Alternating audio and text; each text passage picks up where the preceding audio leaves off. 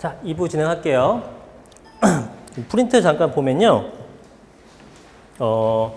우리 이제 평택에는 굉장히 많은 개발 호재가 있습니다. 개발 호재라는 것은 그만큼 이제 수요가 많이 창출될 수 있다는 요인이 되는 거죠. 수요가 많아지면은 당연히 가격은 상승하는 거예요.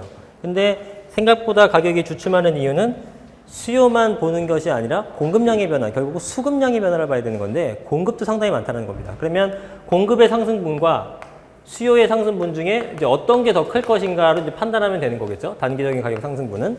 근데 호재라는 것은 사실은 뭐 가격에 선반영되는 부분도 있고요. 실제로 수요가 늘어나기 위해서는 어떻게 되냐면 개발 호재가 있어요. 얘는 호재가 뜨면은 가격이 올라갑니다.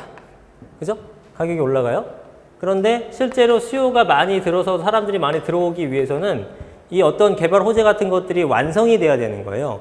가격은 선반영되는 거지만 수요가 직접적으로 가격이 막 수요 창출이 되기 위해서는 좀 시차가 있다는 얘기가 되겠죠. 시차가 있게 되는 거예요. 그래서 선반영된 가격들이 처음에 막 오르다가 나중에는 주춤하게 되고 너무 오른 게 아닌가 하고 빠지는 경우가 생길 수 있다는 거예요.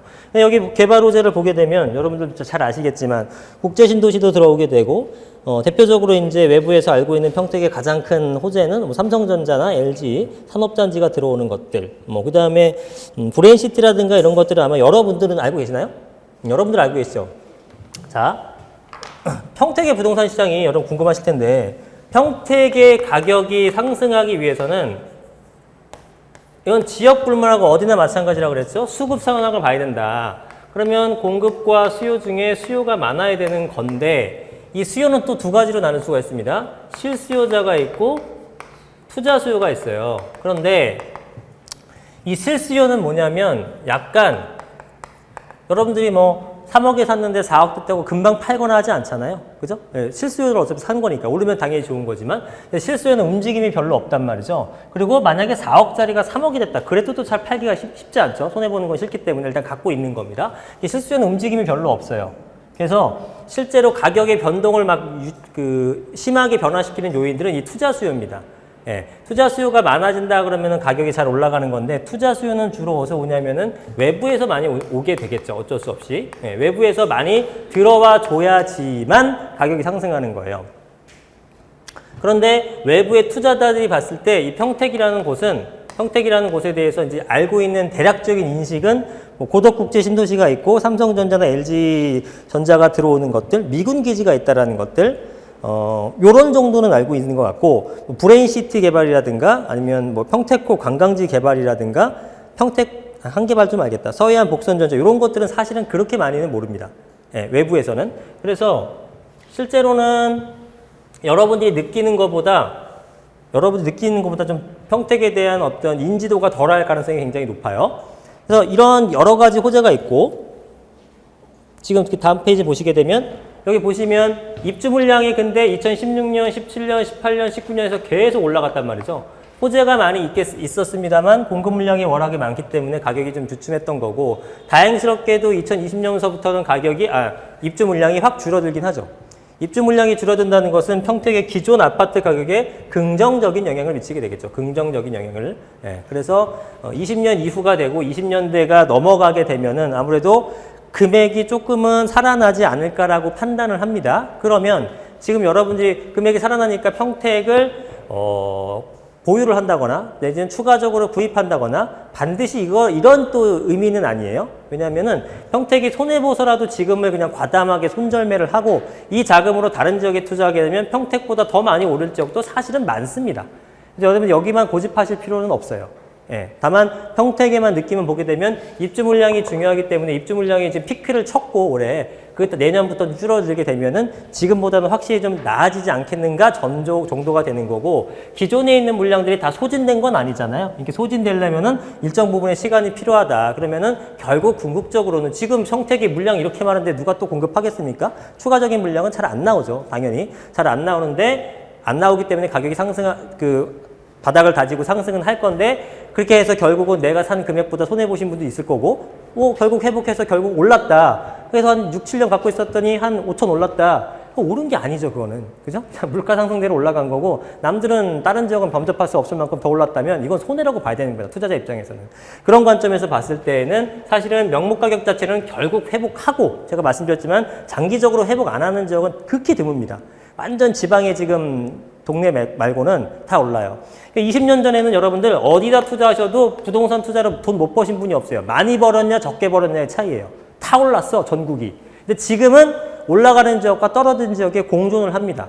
그러면은 우리가 예전에는 서울과 수도권, 서울 수도권과 지방으로 이렇게 분리를 했어요. 그죠? 그런데 지금은 서울하고 수도권을 하나의 권역으로 놓지를 않습니다. 지금은 서울과 수도권도 별개로 보죠. 지방시장은 어떻게 되냐면 지방시장은 이제 광역도시와 광역시와 그 외로 보는 거예요. 그래서 도심이냐 아니냐예요. 그럼 결국은 지방 중에서 그냥 군, 읍, 면 이런 데 있잖아요. 그런 거는 완전 폭망이죠. 솔직한 얘기로. 가격이 그렇게 싸잖아. 아까 말씀드렸죠. 5천만 원인데 그것도 사실 제가 보기에는 오르긴 힘든 겁니다. 그저 그렇게 싼 금액조차도.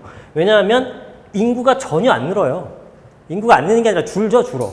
예. 지방이 소멸하는 거예요, 지방이 소멸.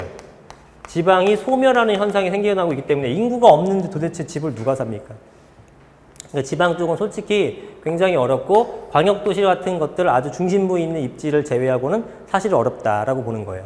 근데 수도권과 이제 서울은 또 별도로 보고 수도권 같은 경우에는 뭐가 사실은 중요하냐면은 사실은 서울과 수도권 밀접한 연관이 있어서 수도권은 서울 접근성이 굉장히 중요합니다. 이런 정도는 많이 들어보셨을 거예요. 서울 접근성이 굉장히 중요한데 사실은 평택이라는 지역이 서울 접근성이 뛰어난 경기도의 수도권의 도시는 아니에요.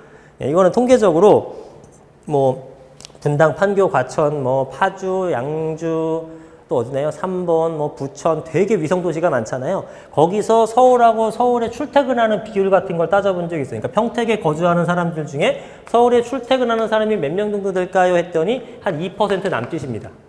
거의 없죠. 연관성이 거의 없는 거죠. 네. 서울하고 출퇴근하는 사람이 많게 되게 되면은 아무래도 상대적으로 서울이 이제 경제 중심 도시다 보니까 이쪽에 이제 대기업 우리나라 본사의 3분의 1가 들어가 있고 연봉도 높은 사람도 많고 소득도 높은 사람들이 많다 보니까 부동산도 가격이 올라갈 수밖에 없는데 거기에 관련된 사람들이니까 그게 아닌 점점 멀어질수록 사실은 가격이 떨어질 수밖에 없는 건 당연한 겁니다.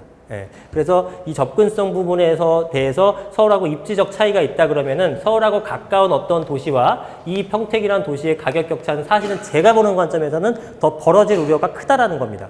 더 벌어진다라고 보는 거예요. 그게 좀 아쉽죠. 그래서 이 평택이라는 곳을 보면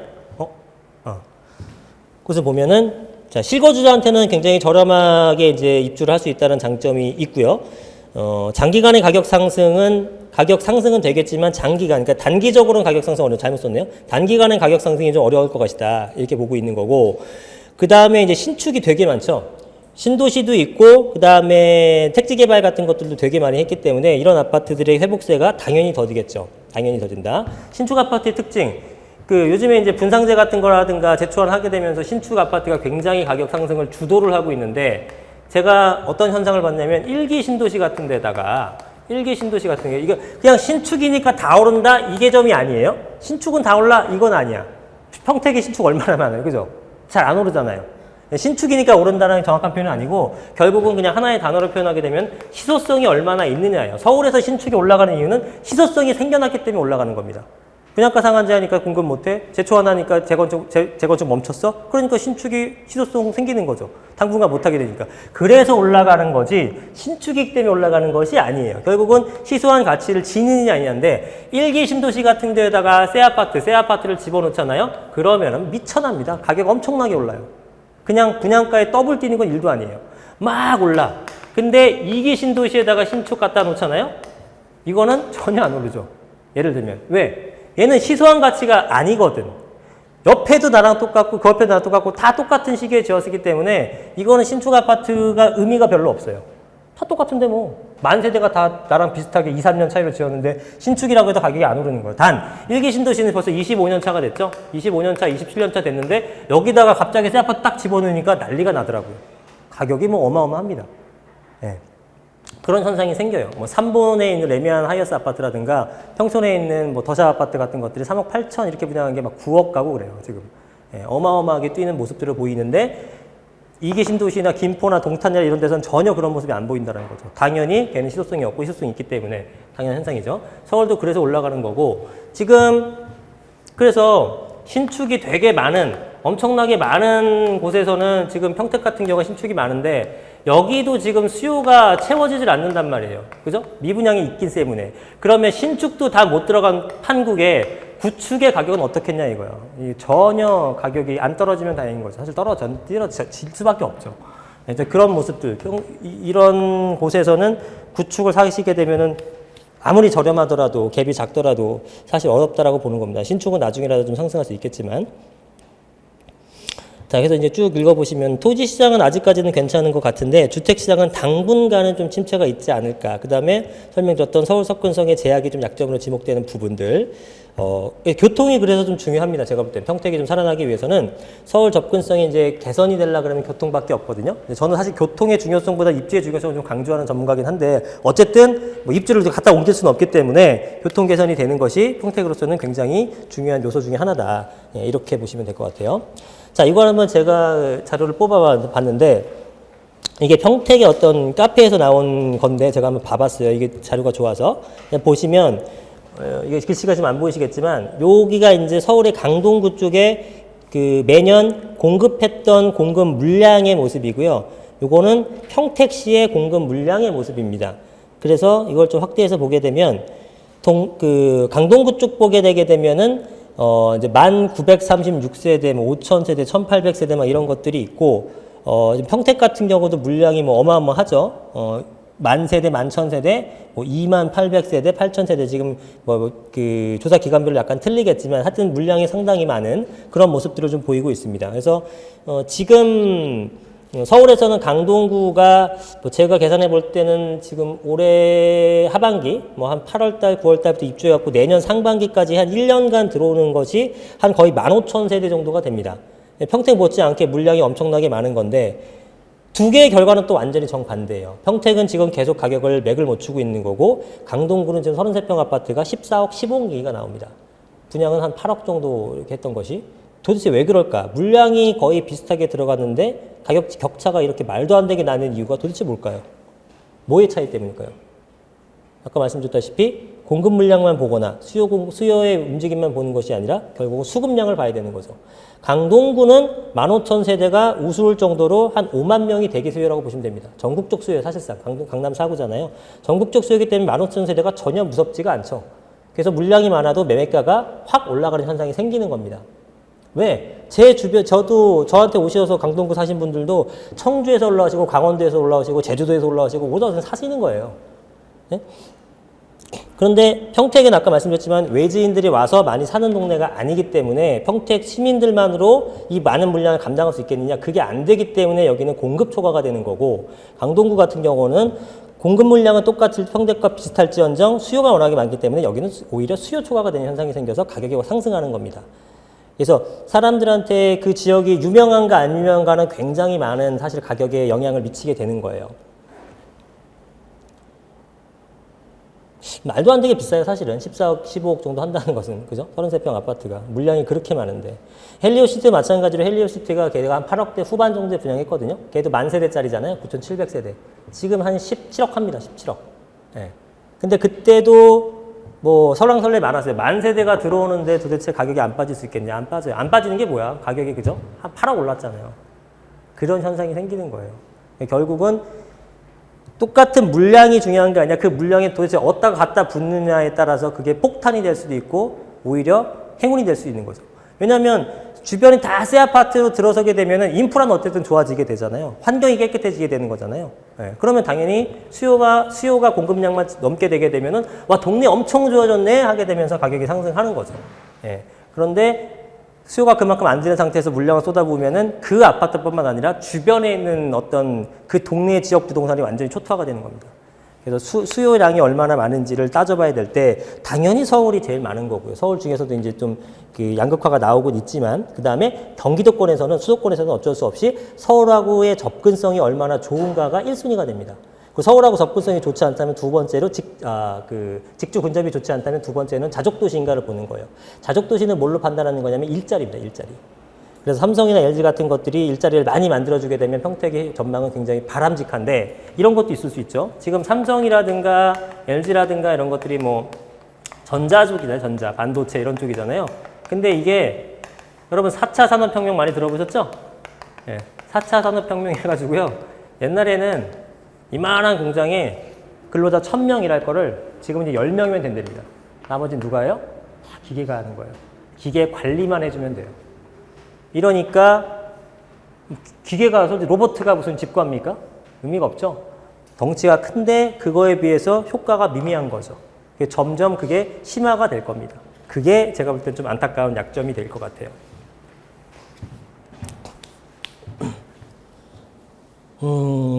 그리고 지역주택조합에 대한 얘기를 좀 해드리려고 하는데 평택에 보니까 지역주택조합이 생각보다 많더라고요. 네, 지역주택조합은 근데 굉장히 조심하셔서 투자를 하셔야 됩니다. 네, 그걸 그냥 간단하게 설명드릴게요. 지금 지역주택조합이 엄청나게 난립이라면 난립을 해요. 한 3만 개 정도가 전국에 있는 것 같아요. 3만 개 이상이 될 것 같은데 그 3만 개 정도의 어떤 그 지역주택조합 중에 완성돼서 최종적으로 공사가 이제 마무리되는, 원활하게 마무리되는 게 몇 개 정도 될까 제가 그냥 추측컨대 아마 10% 미만일 겁니다. 그러니까 10중 8, 9는 망하는 사업이라고 보시면 돼요. 근데 여러분들이 그럼에도 불구하고 계속 지역주택조합에 대해서 관심을 갖는 이유는 뭐냐면 장점들이 있죠. 일단 가장 중요한 게 가격이죠. 가격. 네, 가격. 가격이 저렴하다. 일반 분양가보다도 15, 20이라 써놨지만 보통 초기에 하는 분들은 한 30%도 싸게 해줍니다. 네, 그러면은 이 동네가 시세가 5억 정도인데 당신한테는 우리가 3억 해줄게요 라고 하게 되면 당연히 하고 싶죠. 당연히 하고 싶죠. 근데 이 3억에 들어가는데 어떤 조건이 필요해요? 아무 조건 필요 없어요. 여기다가 계약금 내고 계약서만 쓰게 되면 3억짜리 아파트 드려요 하니까 누가 안 씁니까? 당연히 쓰죠. 그러니까 옛날에는 이런 정보화 시대가 아닐 때는 지역주택조합으로 인한 폐해가 피해가 엄청나게 많았었다는 겁니다. 그래서 가격이 저렴하다, 청약통장 여부와 상관없이 내가 그냥 하고 싶으면 바로 조합원이 될 수 있다. 이런 것들 때문에 이게 장점이라고 썼지만 이게 원활하게 됐을 때의 장점이게 되는 거죠. 지역주택조합이라는 것은 이게 조금 뭐 법률적인 내용이야 재미없겠지만 일단은 지금의 현행법상으로는 자, 조합 설립 인가 신청일 요 현재부터 조합주택의 입주 가능일까지 주택이 없거나 전용 면적 85 이하의 주택을 한 채 소유한 세대주여야 한다. 이 조건이 있어야 되는 거예요. 그러니까 내가 주택이 없거나 85제곱미터, 평상적으로 얘기하는 33평 아파트입니다. 그거 한 채가 있거나, 그거까지 인정. 근데 원룸이 두 채가 있어요. 원룸 두 채. 어떻게 돼요? 원룸이 두 채가 있는데 내가 지역주택조합에 들어갔어. 그럼 어떻게 됩니까? 조합원 적이 없어요. 맞잖아. 한 채만 소유하거나 없애야 된다니까? 두 채 이상은 어떤 그 면적의 기준이 없이 그냥 다주택자는 지역주택조합에서로서 주택을 받을 수가 없단 말이에요. 그리고 한 채가 있는데 38평형을 갖고 있어요. 받을 수 있다 없다? 못 받는다. 왜? 85제곱미터 면적을 초과하기 때문에. 그래서 저런 면적, 이것도 원래는 무주택이었다가 60제곱미터였다가 85제곱 점점 완화를 해주고 있어요. 근데 어쨌든 요 주택을 소유한 세대주여야 한다. 요거를 갖고 있는 사람만 조합 자격을 갖춰야 됩니다. 그런데 내가 주택이 두 개가 있어요. 근데 여기를 어떤 A라는 지역주택조합 사무실을 갔는데 G주택 사무실을 갔는데 G주택에서는 어떻게든 속된 말로 빨리 이 사람한테 계약금 땡겨야 되잖아요. 근데 주택이 두 개 있는 다주택자야. 그럼 원래는 안 되잖아요. 근데 이런 얘기 해요, 안 해요? 안 합니다. 안 하고 일단 가져오시고 혹시 하더라도 일단은 계약서 쓰시고요. 계약금 내시고 나중에 기회 될 때 이거 쓸데없는 거 하나 파시면 돼요. 이런 식으로 얘기를 하는 거예요. 별의별 하여튼 걔네들 지역주택조합의 여러분들한테 설명하기 위한 매뉴얼 같은 책자가 있거든요. 두께가 이만합니다. 옛날 전화번호부만 해요. 그거 다 외워서 여러분들 하는 거예요. 여러분 어떤 질문 하더라도 다 답변할 수 있어요. 엄청난 달변가입니다. 공부 엄청 해야 돼요, 그것도. 사기 치려면 더 똑똑해야 돼. 근데 사기라고 표현하는 건 좀 그렇지만 거의 사기나 다름없는 수준, 도박이나 다름없는 수준의 투자입니다. 투자라고 말할 수 없어요. 저의 관점에서는. 자, 그런데 그럼 주의할 점이 뭐냐면은 첫 번째 시공사의 능력을 파악해야 된다. 왜? 시공사가 쓸데없는 데면은 잘 못 짓겠죠. 재정 상태나 시공사 능력을 파악해야 되고 자금 관리의 투명성 여부인데 이게 이제 신탁사를 요즘 다 통해서 하는 건데 뭐 조합장 내가 조합장이니까 내 명의로 두면 돼 이렇게 하고 띄어먹는 거 많았거든요. 그런 거 조심해야 된다는 겁니다. 근데 요 두 개는 사실 요즘에는 거의 없어요. 요즘에는 굉장히 투명해졌기 때문에 거의 없고 문제는 요 두 번째 요 뒤에 두 개예요. 자, 첫 번째 조합원의 자격 여부를 이제 잘 봐야 되는 거. 아까 설명드렸었죠. 일정 요건이 필요한데 현장에서는 자격 미달이 되는 조합원도 일단 다 받습니다. 일단 닫아서 일단 조합원으로서 그 숫자를 메꿔놓는 거, 채워놓는 거죠.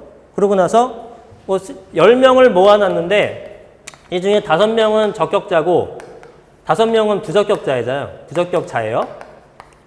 그러면은 1000명이라고 해보죠. 1000명. 그러면은 원래는 500명만 모았어요라고 해서 설명해야 되지만 이 사람들은 어떻게 설명합니다? 우리 벌써 조합은 1000명이나 있어요. 그럼 심리적으로 많은 사람이 했다 그러면 또 들어가게 되잖아요. 이런 걸 노리는 겁니다. 그래서 일단 다 받아요. 다 받고 나중에 보완하면 돼요. 우리가 알려줄게요. 이런 식으로 얘기를 하는 거죠. 그래서 이 조합원 숫자도 일단은 허수일 가능성이 굉장히 많죠. 네. 그리고 제일 중요한 거는 매우 중요하죠. 제일 중요한 거는 토지 매입이 어떻게 되느냐를 보는 겁니다. 토지 매입이. 요게 사실은 이 사업의 성패의 80%입니다. 그래서 여러분들이 아까 주변에 5억짜리 아파트인데 나한테 3억에 줄 수 있었던 이유는 뭐냐면 절차가 간소하고 이것저것을 안 하게 되다 보니까 싸게 줄 수 있는 건데 문제는 그게 이 조합에서 얘기하는 조합의 어떤 그 계획대로 잘 움직여졌을 때예요. 그러면 얘네들은 우리가 19년도에 이제 이 사업을 시작해갖고요. 2025년이면 입주할 것 같아요라고 하게 되면은 이렇게 줄 수도 있어요. 근데 이게 거의 안 된다라는 거죠. 일단은 되는 것 자체가 10개 중에 하나고요. 그 10개 중에 100개 중에 10개고 그 남은 성공한 10개 중에 1개 정도가 정상적으로 입주합니다. 나머지 또 10중 8구 9개 정도는 다 지연이 입주예요. 그래서 보통 2025년이 아니라 2030년, 35년, 40년까지도 가는 겁니다. 현대 엠코라고 상도동에 있는 현대 엠코 같은 것들이 얘가 2011년도인가 2016년도인가 입주했는데 언제 시작을 했냐면 우리 YS 대통령 하던 초기 단계였으니까 91년, 92년 요때 시작해갖고 요때 들어간 거예요. 제가 그때 상도동에 있었거든요. 중개업소를 하고 있었는데 쌩 난립니다. 밤에 막 횃불 들고 막 소리치고 개 풀어놓고 사람들 쫓아내려고 지금은 그렇게 못하게 하지만 아주 난리도 아니에요. 그렇게 해서 작업을 진행했었어요. 근데 이런 얘기 해도 되나요? 영상 촬영하는데. 자, 근데 그래서 토지 매입 여부가 굉장히 중요한 부분이다. 왜냐하면 입주가 지연될 가능성이 많다. 그 다음에 정상적으로 진행이 안 되게 되면 다 추가 분담금은 누가 부담하는 거냐면 여러분들이 부담하는 겁니다. 그러면 5억짜리를 3억에 준다고 했는데 젠장 6억에 받는 꼴이 되는 거예요. 오히려 더 오바가 될 수도 있는 거예요. 그죠? 그러니까 이렇게 될 우려가 상당히 크다. 근데 더 중요한 건 뭐냐면 뒤에 있나? 자, 이겁니다. 자, 토지 매입이 얼마가 됐는지가 중요한 거예요. 그러면 요만한 땅이 있다. 이제 조합사업을 어떻게 시작하는지 알려드릴게요. 조합사업을 어떻게 하냐면은 기가 찹니다. 이런 땅이 있어요. 지역주택조합을 하고 싶어요. 여러분들 할 수 있어요. 여러분 할 수 있어? 여기 계신 분들 몽쳐서 할 수 있어요. 진짜로. 여기 있는 땅을 하고 싶다 그러면은 일단 여기다가 플랜카드를 하나 이렇게 몇 개 붙입니다. 이렇게 지역주택조합 사업한다. 조그만 사무실을 하나 구하죠. 그 다음에 여기다가 그 건축사한테서 돈 좀 줘가지고 그럴싸한 이런 조감도 같은 걸 만들어요. 그 다음에 지적도 같은 걸 만듭니다. 이렇게 지도에다가 이렇게 그래픽 좀 입혀놓은 다음에 여기다 이렇게 할 거야 한 다음에 조감도 이쁘게 딱 갖다 놓으면은 사람들은 몰라요. 우와, 대단하다. 뭐 하나보다. 여러분들 한 거 한 개도 없어요, 지금? 한 거 하나도 없어요? 돈이 들어갔냐? 돈 안 들어갔어. 돈 들어갈 게 뭐 있어. 그냥 플랜카드랑 몇 개 맞춰놓고 한 100만 원이면 해요. 시작을. 이렇게 한 다음에 일단 이제 미끼들이 오는 거죠. 그러면 얘한테 땡기는 거야. 여기가 시세가 5억인데요. 당신한테 3억을 드릴게요. 대신에 지금 5천만 원 일단 계약금 주시면 돼요.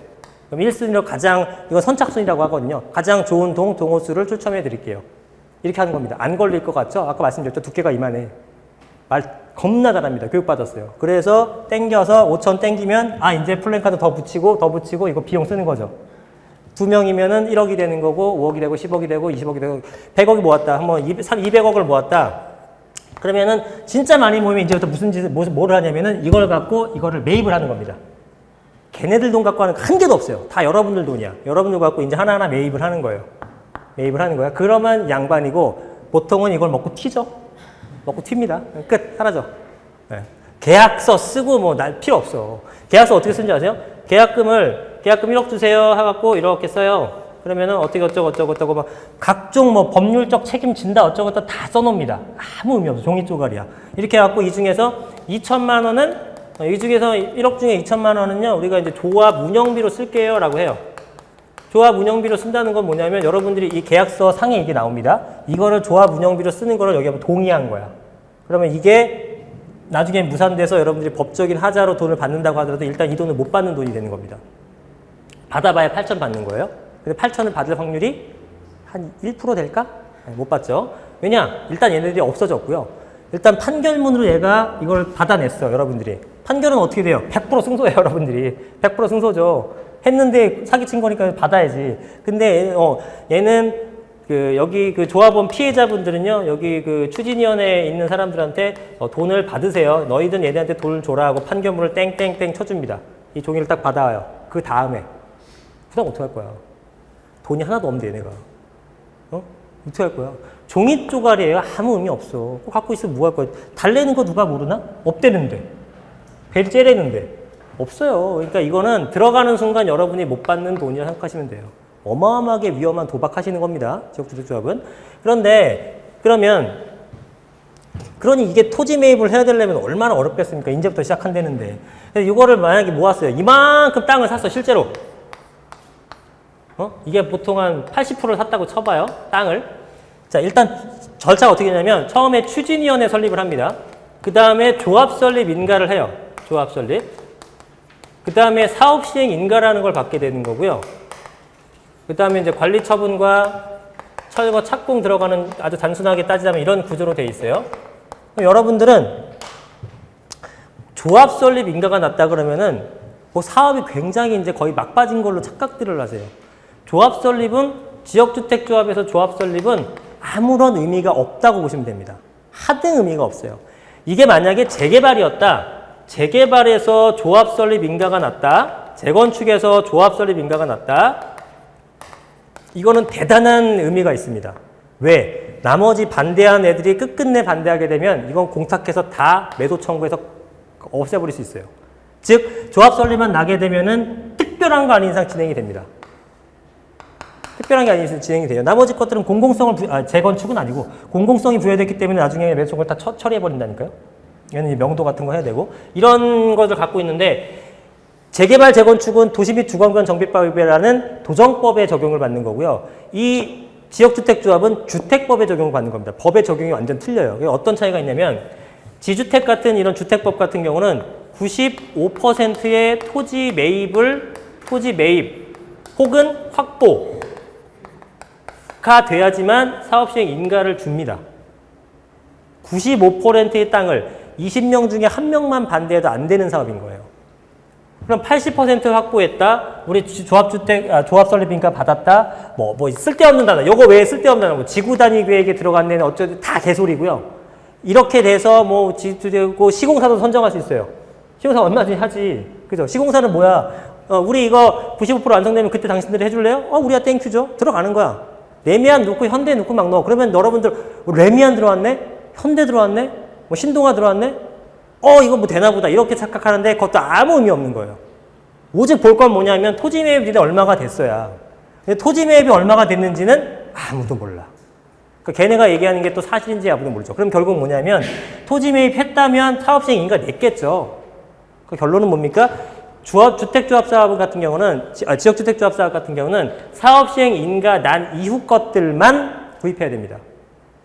그 전에 것들은 너무 위험합니다. 들어간 돈 다 날리게 생겼는데 될지 안 될지 모르는 사업에. 그죠? 네. 93.2%짜리 토지 매입을 했어요. 이거 사도 될까 안 될까? 제가 볼 땐 안 됩니다. 봐봐요. 이런 게 있죠. 1000명의 조합원이 있었어요. 근데 그냥 투표해봅시다 하면은 통상적으로 반반이겠지. 500명은 찬성.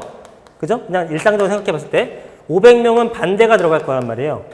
그죠? 근데 이 반대 중에서도 한 250명은 그냥 반대 잘 모르겠어. 이런 거 뜨고 250명은 그냥 좀 강한 반대겠죠. 그럼 요 250명 설득해. 75 만들고 어쩌고저쩌고 설득해서 90명을 만든 거예요. 930명을 설득했어. 932명을.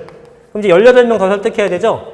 근데 남은 1000명 중에 932명 빼고 남은 68명 있죠. 지금 이게 10년 동안 진행했는데 이렇게 만들었거든. 10년 만에 이 정도 만들면 훌륭한 거예요. 나머지 668명 10년 동안 꿈쩍도 안 하던 애들이 얼마나 이 추진하려는 입장에서는 속된 말로 진상이겠어요. 얘네들은 꿈쩍도 안 한다니까.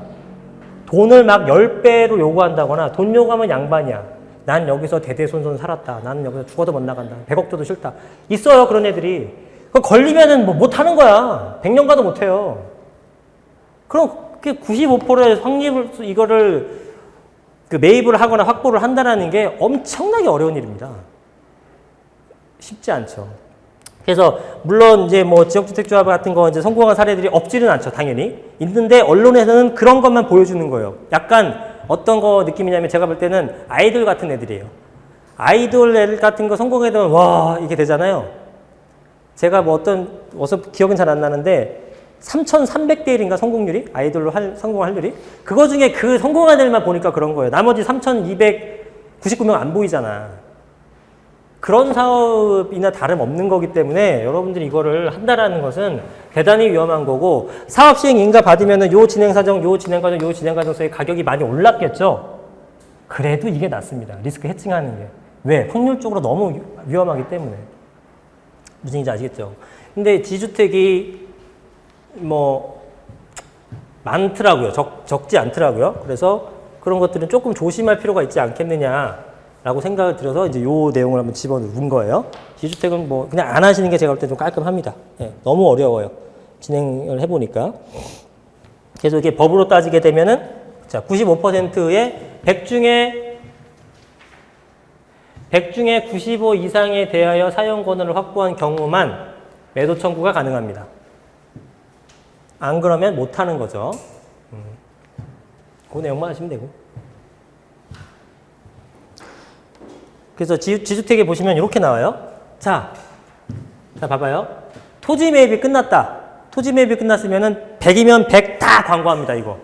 우리 사업장은 리스크가 없다를 홍보 얼마나 하고 싶겠어요. 토지 매입이 끝났다. 이거는 그냥 가는 거지. 그렇죠? 토지 매입 끝났으니까. 토지 매입이 안 끝나면 어떻게 홍보를 하느냐? 뭐 아파트가 저렴하다, 요즘은 관심이 쏠린다, 이 동네 호재가 많다, 별의별 소리 다 합니다. 근데 결론은 뭐다? 토지 매입이 안 끝난 거예요. 그래서 저한테 질문 주신 분이 여기 이 동네에 이 지역주택조합 하고 있는데요, 여기 전망이 어때요? 지금 전망이 문제가 아니야. 사업을 안 하는데 뭘.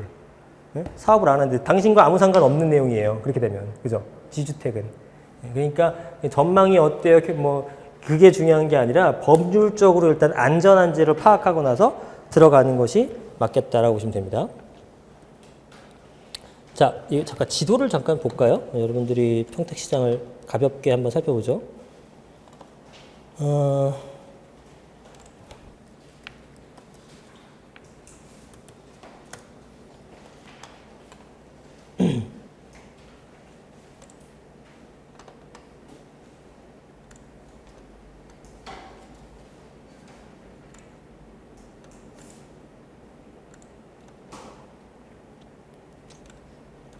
자, 이게 이제 고덕국제, 잘 보이시나? 참 어둡네.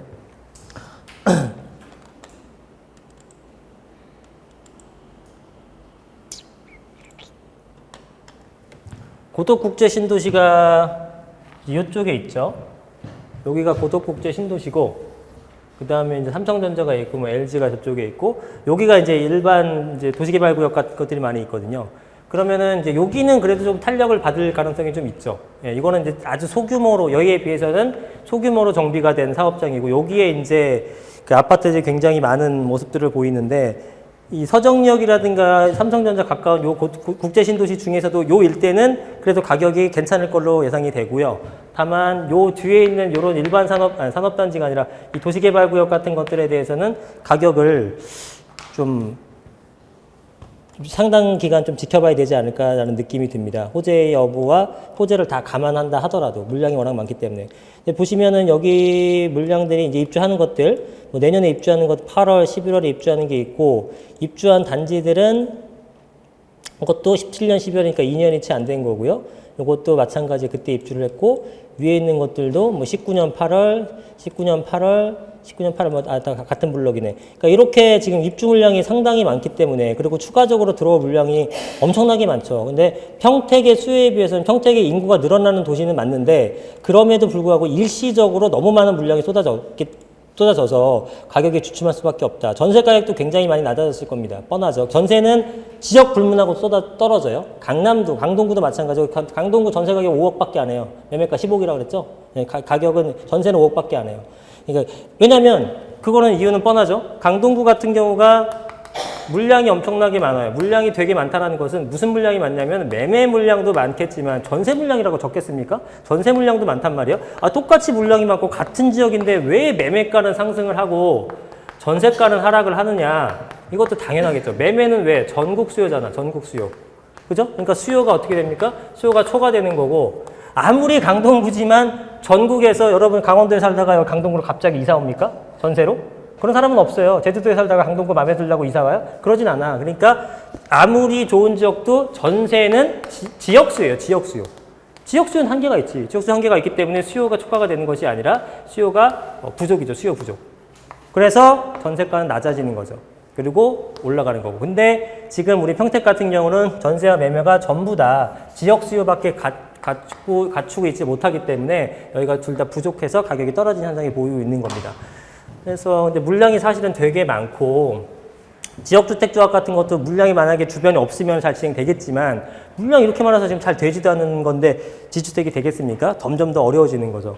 여기도 당분간은 이런 그 도시개발구역 쪽에 가격이 좀 주춤할 것이고, 근데 웃기는 건 뭐냐면 얘가 막 뭐 경기가 좋았던 것도 있겠지만 공사가 막 일어나고 있을 때, 공사를 한참 하고 있을 때는 프리미엄이 꽤 붙었어요. 꽤는 아니지만 어쨌든 플러스 프리미엄으로 2천, 3천이나 막 붙었었단 말이에요.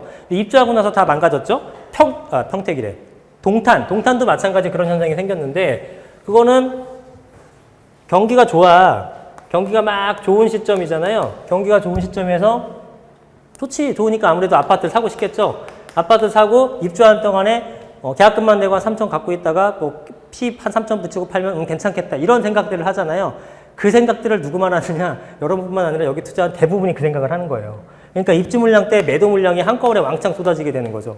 당연히 가격이 빠졌죠. 저는 동탄하고 그때 막 사시려는 분들 다 뜯어 말렸습니다. 예. 그러니까 살려 그러면은 굉장히 핵심 지역만, 어느 지역이든 랜드마크가 있고 핵심이 있거든요. 거기는 살아남아요. 동탄 같은 경우는 동탄역 부근에는요, 33평 아파트가 8억 5천입니다.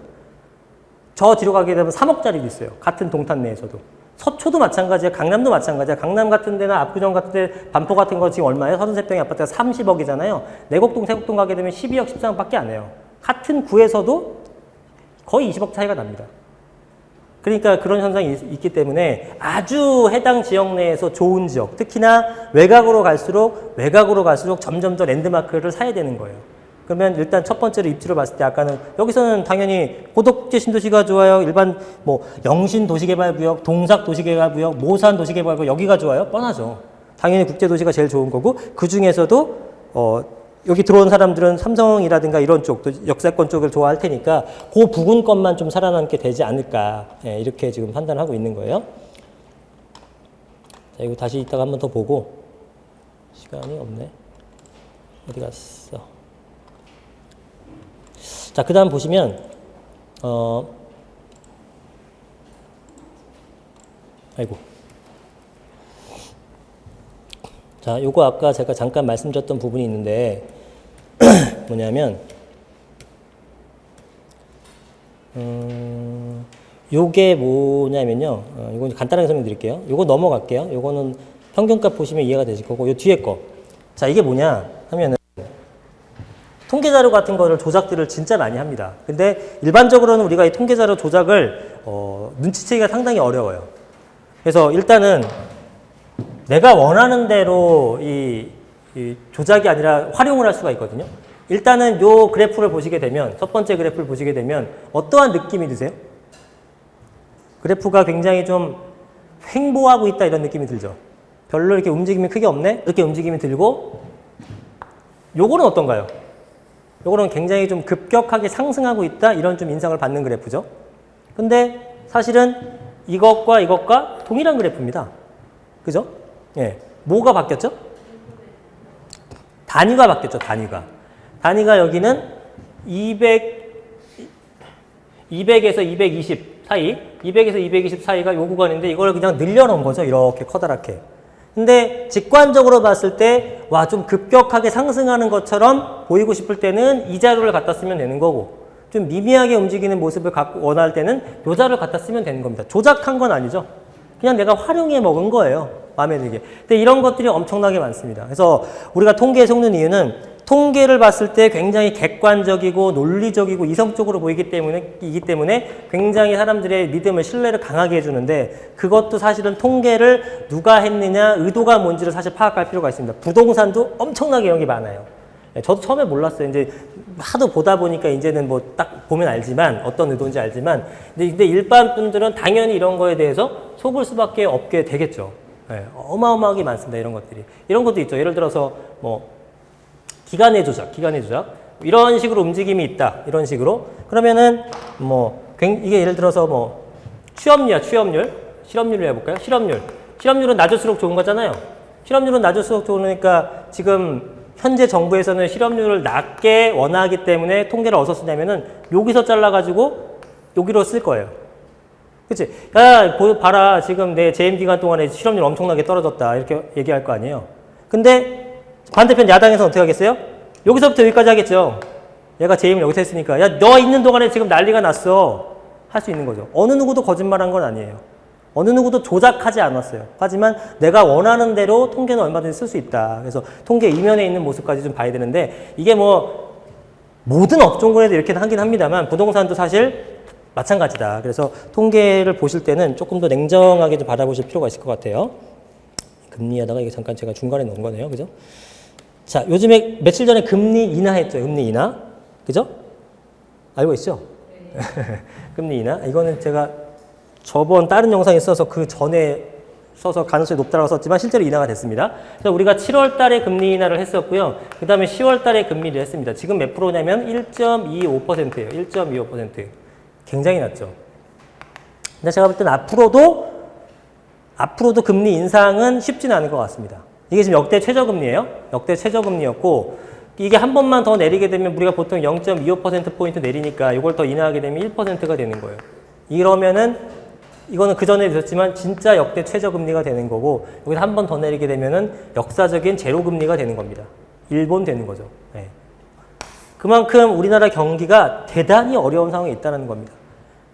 지금 뭐 초기에 2.7% 경제 성장률 그것도 되게 약한 건데 점점 줄었죠. 2.6, 2.5, 2.4, 2.2 하더니 지금 2% 얘기 나옵니다. 2%가 달성될지 안 될지 지금 불투명해요. 예, 2%면은 사실은 물가 상승률 감안하게 되면 성장 안 한 겁니다. 정체한 거예요.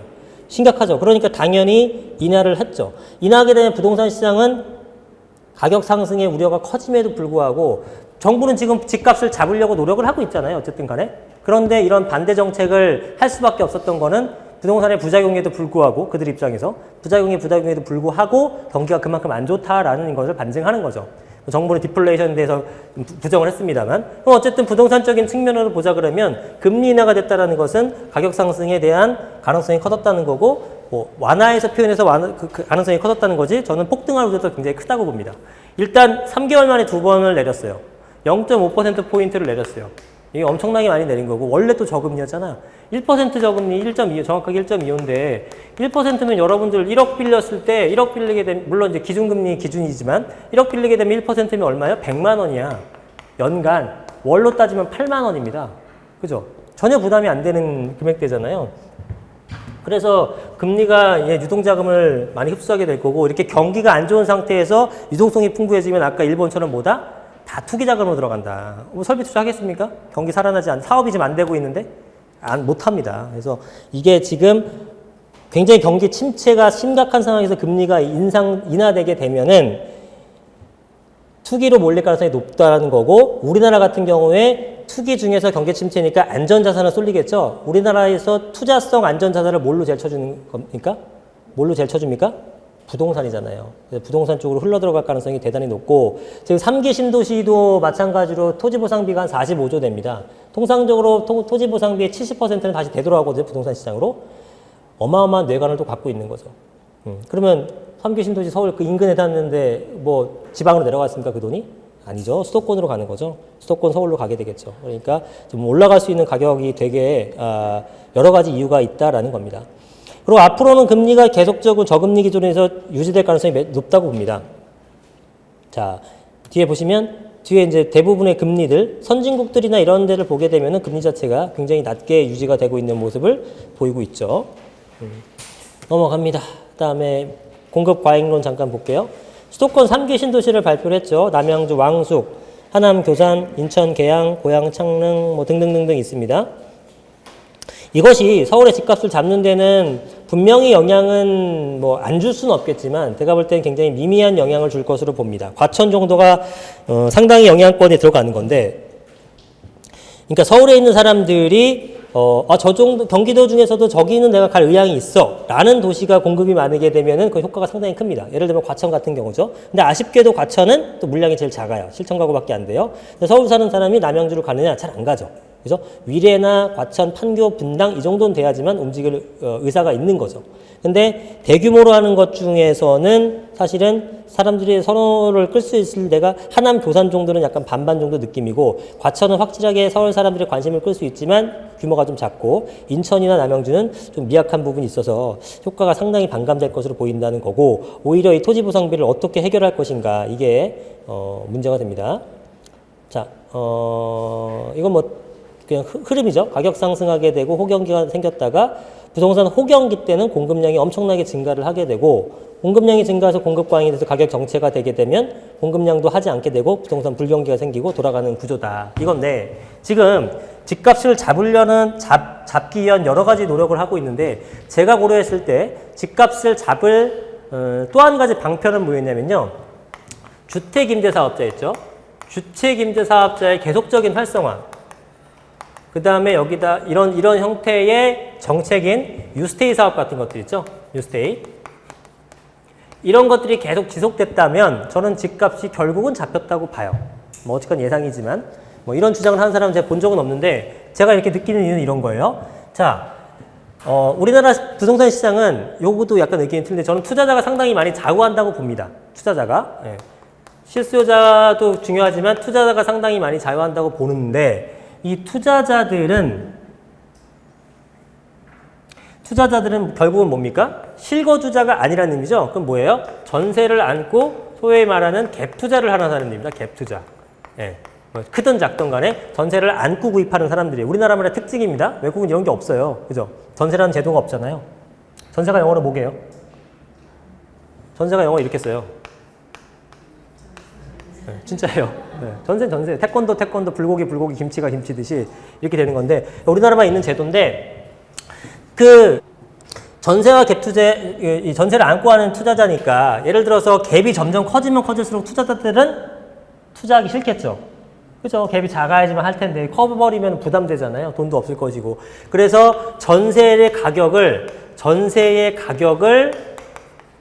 안정화를 시켜놓으면, 이게 결국 궁극적으로는 시차를 지나서 매매 가격의 안정화를 저는 반드시 불러온다고 봐요. 그러면 이 전세 가격을 안정화시키기 위해서는 전월세 상한제와 같은 효과를 발휘하는 유스테이나 주택임대사업자 활성화를 계속 했었다면 아마 시간이 지나서는 집값도 궁극적으로 안정화될 수밖에 없지 않았을까라고 판단을 하는 거예요. 근데 뭐 결론적으로는 뭡니까? 이거 지금 혜택 다 날라갔죠? 사실상 거의 날라갔고요. 이건 아예 사라졌고. 그러면 앞으로도 어떻게 되겠습니까? 앞으로도 계속 가격은 상승할 수밖에 없고 전세 가격이 안정화가 안 된다는 겁니다. 자, 보세요. 이게 조금만 구체적으로 말씀드리면, 지금 여러분이 건설사 사장이에요. 경기 좋을 때 분양하고 싶어요? 경기 나쁠 때 분양하고 싶어요? 좋을 때죠. 이건 100이면 마찬가지란 말입니다. 경기가 막 좋아. 자, 전세 가격이 올라갔던 이유를 말씀드릴게요. 2008년도, 9년도까지 엄청 헤맸죠. 그 세계 경제가. 그래서 2009년도, 10년도부터 하여튼 이때부터 2013년도 말까지 2009년도부터 이때까지 사람들이 집을 안 사요. 집을 안 사. 그러니까 집을 안 사니까 공급자들, 그 시 행사나 시공사들이 집을 짓습니까? 안 지어요. 그러니까 뭐야? 공급 물량이 축소가 됩니다. 이게 공급 물량의 축소는 정확하게는 인허가 물량의 축소예요. 입주 물량의 축소를 의미하는 건 아니에요. 왜? 입주 물량은 있어. 왜? 입주 물량은 이거보다 3년 전에 분양했고 공사 시작했던 거잖아요. 2006년, 7년 좋았잖아요. 그때 했던 거는 입주는 하는 거고 입주 물량은 오히려 적지 않지만아. 근데 인허가 물량이 떨어진 거예요. 야, 이러다 우리 죽겠다. 인허가 물량이 감소하죠. 인허가 물량 감소하니까 어떻게 됩니까? 2009년, 13년도에 감소. 공급 물량이 축소된다는 것은 매매 물량도 어찌면 어떻게 된다? 전세 물량도 적다라는 거죠. 근데 경기 안 좋죠? 사람들이 집 사야 전세 구해요. 전세 구하죠? 전세 물량 없어 죽겠는데 전세 수요는 또 엄청 많네? 그러니까 전세가가 상승할 수밖에 없죠. 그래서 기존에 2010년도에 50%도 안 되는 전세가 비율이 60%, 60, 70% 가더니 최소 75%까지 찍었어요. 76.8%까지 찍었거든요. 지금 좀 내려왔지만 올라가는 겁니다. 왜? 너도 나도 전세를 구하고 물량은 안 나오고 이래버리는 거죠. 예. 그러니까 어떻게 됩니까? 전세값이 계속 올라가니까 여러분들이 전세를 구하는 입장이라 그러면 되게 부담스럽겠죠. 아, 그 전에 1억이었는데 전세값 계속 오를 수밖에 없잖아요. 물량 없고 수요는 많으니까. 집주인이 1억이었는데 갑자기 그 다음 2년 뒤에 1억 5천을 요구하는 거야. 쫓겨나야지. 1억 5천 다음에 2년이니까 2억을 요구하는 거야. 쫓겨나야지. 그러니까 원성이 잦아지게 된 거죠. 그래서 정부가 어떤 걸 내놓습니까? 전세자금 대출 제도를 시행하는 겁니다. 이거 시행된 지 10년밖에 안 됐어요. 기억나시죠? 그 전에 이런 게 없었잖아요. 네. 요때 시행합니다. 근데 이걸 시행하지 말았어야지, 사실은. 이것 때문에 전세값이 폭등을 합니다. 사실은 제가 봤을 때는. 1억밖에 없는 사람이 1억 5천이 되게 되면은 이 집에서 나가서 1억에 맞는 걸 찾아야지. 좀 안타깝지만. 근데 5천만 원 빌려도 한 3% 저리라고 그냥 한 달에 한 10만 원 내면 되겠다. 그냥 사는 거예요. 그리고 신혼부부가 5천만 원밖에 없어. 그럼 원래 5천에 뭐 월세 조금 내갖고 뭐 그 정도 집에서 시작해야지. 여기다가 1억을 더 빌려서 1억 5천 집을 구하는 거예요. 1억 5천을 빌려서 2억짜리 집을 구하는 거예요. 그러니까 3천만 원 있고 4천만 원 있고 다들 너도 나도 신축 주택이라든가 소형 아파트 같은 거 들어가고 물론 신혼부부니까 그러고 싶지만 과도하게 빚을 내는 겁니다. 저리로 해줬으니까 정부 정책 차원에서. 그러니까 전세값이 안 그래도 폭등하게 생겼는데 정책적으로 밀어준 거죠. 전세값이 미친 듯이 올라간 겁니다. 전세값이 미친 듯이 오니까 여러분들 갭 투자라는 얘기가 언제부터 생겼어요? 3년, 4년밖에 안 됐어요. 그 전에 그런 용어 들어보신 적 없잖아요. 갭 투자라는 용어가 생기게 됩니다. 왜? 전세 가격이 미친 듯이 폭등을 하게 되니까. 이게 막 올라간 거예요. 그래서 쫙쫙쫙 올라가서 그 전세가가 매매가에 육박하게 되고 뭐 영투자가 나오고 마이너스 피가 생기고 막 이렇게 되는 겁니다. 그런데 이거를 해쓰게 되면은 이게 왜 중요한가 하면 여러분들이 이제 시행사 대표예요. 시행사는 이제 공급하는 사람인데 공급하는 사람 입장에서는 이런 거 상관없이 가장 저스트하게 부동산 가격을 잡기 위해서는 예를 들어서 1년에 보통 한 40만 정도 수요가 있다. 40만 명 정도 수요가 있으면은 공급도 딱 40만 개를 공급해주면은 가격이 오를 일이 크게 없죠. 안정화되겠죠, 안정화. 굉장히 안정화되는 거예요. 근데 수요는 대충 예측이 가능한데 공급이 왜 그렇게 안 되냐면은 공급은 경기가 좋을 때는 왕창 짓는 거야. 그러니까 초과가 되는 거야. 공급 초과가 돼. 근데 수요는 이거밖에 없는데 근데 경기가 이제 안 좋아지는 거니까 이게 이제 초과되는 거죠. 초과가 되다 보니까 이제 안 팔리니까 어떻게 됩니까? 점점 줄이죠. 줄이게 되는 거예요. 이게 줄이게 되는데 공급은 그냥 일정하게 대충 이 정도 가는 거니까 여기 있는 것들이 여기가 상쇄가 되면서 다시 또 지어도 되겠다 하고 이렇게 또 짓는 거란 말이에요. 그러니까 공급은 계속 왕창 공급 초과, 공급 부족, 공급 초과, 공급 부족 이거 수십 년째 하고 있는 거예요. 이건 어쩔 수 없어요. 당연한 현상입니다. 경기가 좋을 때 당연히 돈 벌어야 되니까 야, 물 들어올 때 노져라 빨리빨리 지어 되는 거고 야, 안 좋을 때 잠깐 쉬어가자 비 피해 가자 하고 안 짓는 거고 이건 어쩔 수가 없죠. 그러면은 이 건설사들이나 시행사를 욕할 게 아니라 이 사람들 시장 경제 체제에서 당연한 행동을 취한 거고 이거를 조정해준 역할을 누가 해야 되냐면 이걸 정부가 해야 되는 거예요. 그럼 정부가 어떤 역할을 써야 되냐면 뭐 다양한 정책을 통해서 줄이든 모자랄 땐 늘리든 정부 중에서 이제 부동산 정책을 하는 것이 정책이 아니라 부동산 공급을 하는 것이 LH 같은 데서 하는 거잖아요. LH 같은 데서 이런 것을 수급 완화 조절을 해줘야 되는데 LH가 사실 그 역할을 거의 못하죠. 왜냐하면 LH의 지금 빚이 한 150조 됩니다.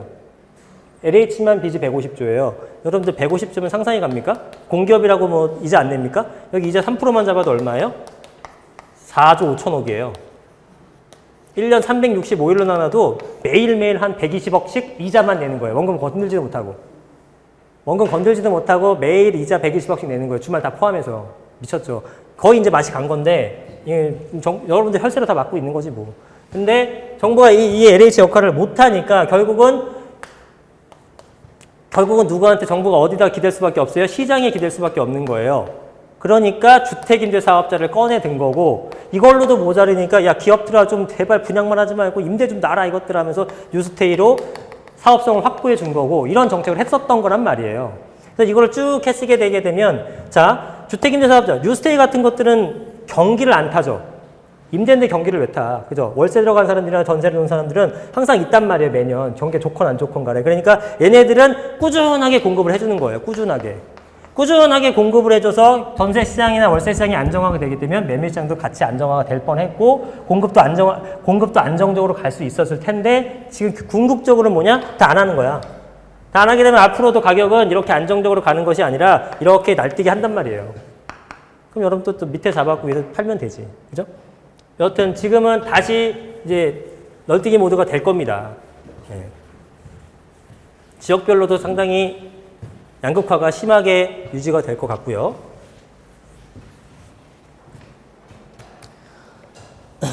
방금 설명드렸던 이 내용이에요. 뉴스테이나 임대주택 활성화 사업들. 자, 이런 내용들은 이제 그 국토교통부라든가 이런 데 들어가시면 요즘에 다 원본이 나오죠. 원본 한번 찾아서 읽어보시면 좋죠. 예. 왜냐하면 기사로도 이제 좀 파악은 되지만 약간 각색이 아니라 여러분들이 뭔가 요점만 정리했기 때문에 디테일한 걸 못 잡아내는 경우가 많아요. 이런 것들은 들어가서 프린트 해가지고 한번 읽어보시면 좋을 것 같아요. 국토부나 아니면 기재부, 기획지정부나 아니면은 금융 쪽이면 금감원 같은 데서 발표하는 경우도 있고요. 뭐 세금 관련이면 국세청에서 발표를 하고, 그런 공공기관들 들어가서 보도자료 같은 데 들어가시면 기존의 내용들이 고스란히 나와 있습니다. 자, 알겠습니다. 자, 그 다음에 사장을 하기에 앞서 잠깐 10분만 쉬었다가 4시 10분에 다시 진행하도록 하겠습니다. 네.